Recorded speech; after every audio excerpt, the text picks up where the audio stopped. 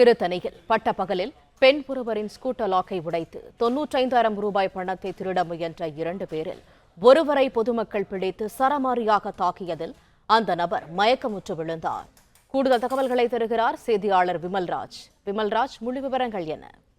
வணக்கம். திருவள்ளூர் மாவட்ட திருத்தணி நகராட்சி சுத்தூர் சாலையில் உள்ள கனரா வங்கியில் இருந்து திருத்தணி கே நகர் பகுதியைச் சேர்ந்த மோனிஷா என்ற பெண் 95,000 ரூபாய் பணத்தை எடுத்துக்கொண்டு அருகில் உள்ள காய்கறி கடையில் எதிரே வாகனத்தை நிறுத்திவிட்டு அப்போது ஆந்திரா மாநிலத்தில் இருந்து வந்த 2 நபர் ஒரு வாகனத்தில் இறங்கி அந்த பெண்ணிடம் வாகனத்தை உடைத்து அதிலிருந்து பணத்தை 95 எடுக்க முயன்ற போது அந்த அருகில் இருந்த பொதுமக்கள் பிடித்து தர்ம அடித்து கொடுத்து திருத்தணி போலீசார் வர வைத்து ஒரு மயக்கம் நிலையில் இருந்தால் போலீசார் 108 ஆம்புலன்ஸ் மூலியமாக திருத்தணி ஆம்புலன்ஸ் அழைத்து சென்று சிகிச்சை பெற்று அவர் மீது வழக்கு பதிவு செய்து வருவதாக தெரிவிக்கப்பட்டது. தகவல்களுக்கு நன்றி விமல்ராஜ். பிளே ஸ்டோர் மற்றும் ஆப் ஸ்டோரில் இருந்து பாலிமர் செயலியை QR கோடு மூலம் பதிவிறக்கம் செய்யுங்கள். செய்திகளை உடனுக்குடன் பெறுங்கள்.